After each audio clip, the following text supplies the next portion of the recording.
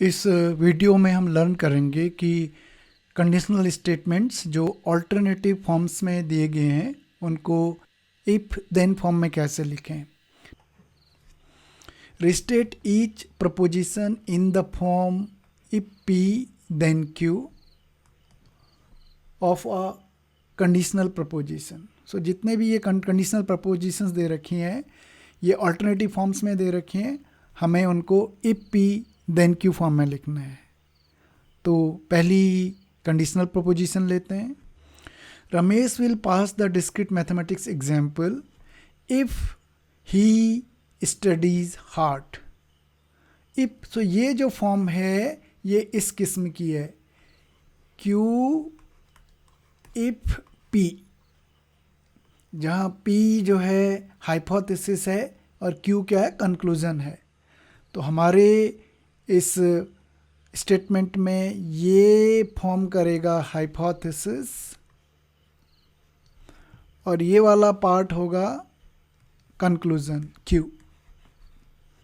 तो हम इसको लिखेंगे इफ ही की जगह Ramesh, if Ramesh studies hard then he will pass the discrete mathematics exam. If he की जगह रमेश आ जाएगा, Ramesh studies hard then he will pass the discrete mathematics exam.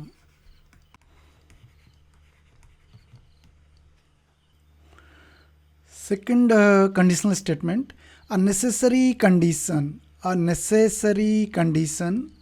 for Reena to buy a computer is that she spends, तो condition ये है, ये condition जो necessary condition है वो ये है कि रीना 30,000 रुपीज़ क्या करती है अगर स्पेंड करती है। तो हम जानते हैं कि जो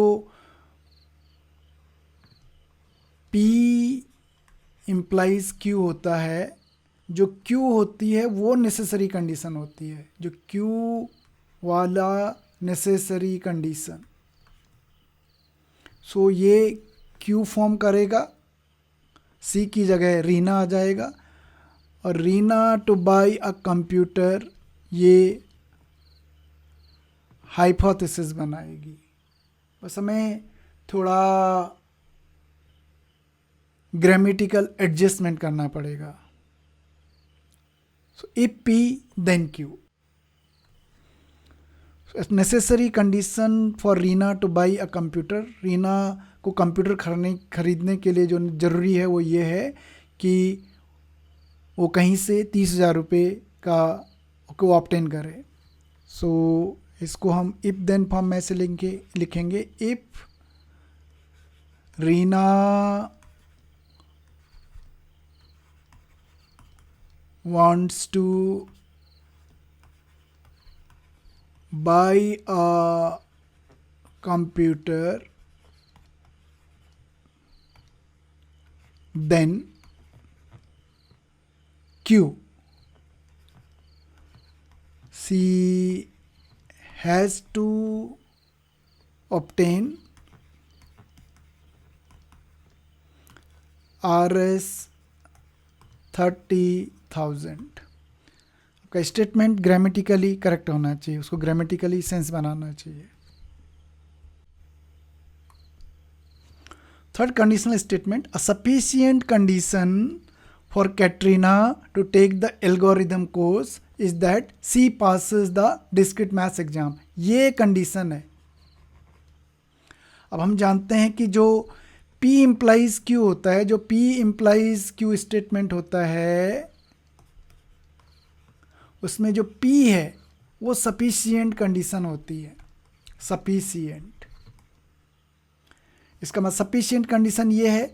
सो she pass the discrete mathematics, ये पी स्टेटमेंट बनाएगा हाइपोथेसिस। और Katrina to take algorithm course ये हमारा कंक्लूजन बनाएगा। आपको समय ग्रामेटिकली इसको करेक्ट फॉर्म में लिखना है। तो पी का सी में क्या आ जाएगी, कैटरीना आ जाएगी। मतलब क्या इस स्टेटमेंट का, कैटरीना एल्गोरिदम कोर्स लेने के लिए इतना सफिशिएंट है कि वो डिस्क्रीट मैथ्स का एग्ज़ाम क्या कर दे, पास कर दे। और ये पी बनाएगा डिस्क्रीट मैथ पास करने वाला। सो हमारा ये conditional statement if then form में बनेगा।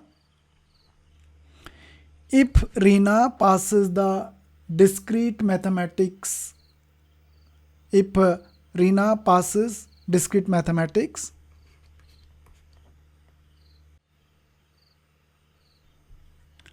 then she can take the algorithms course. Fourth proposition, you can go to the Super Bowl unless you can't afford the ticket. Super Bowl एक event होता है, एक महंगा event होता है। Okay, so you can go to the, आप Super Bowl में जा सकते हो unless you can't afford the ticket. So हम जानते हैं कि जो P इम्प्लाइज Q, जहाँ P हाइपोथेसिस है, Q कंक्लूजन है, इस फॉर्म में ये इस ढंग से होता है, Q अनलेस निगेशन P। तो ये अनलेस की जगह ये वाला पार्ट जो होगा वो कंक्लूजन बनाएगा, अनलेस कांट अफोर्ड ये निगेशन P बनाएगा। सो P हमारे पास हो जाएगा you can afford the ticket, Q हमारे पास हो जाएगा you can go to the Super Bowl. तो हम इसको लिखेंगे, if you can afford the ticket then you can go to Super Bowl. Fifth conditional statement, the program is readable only if well structured. So P implies Q, जब हम only form में लिखते हैं तो इसको हम लिखते हैं P only if Q। तो ये पोजीशन हमारा हाइपोथेसिस बनाएगा और ये हमारा कंक्लूजन बनाएगा। तो हम लिखेंगे इसको, if the program is readable then it is well structured.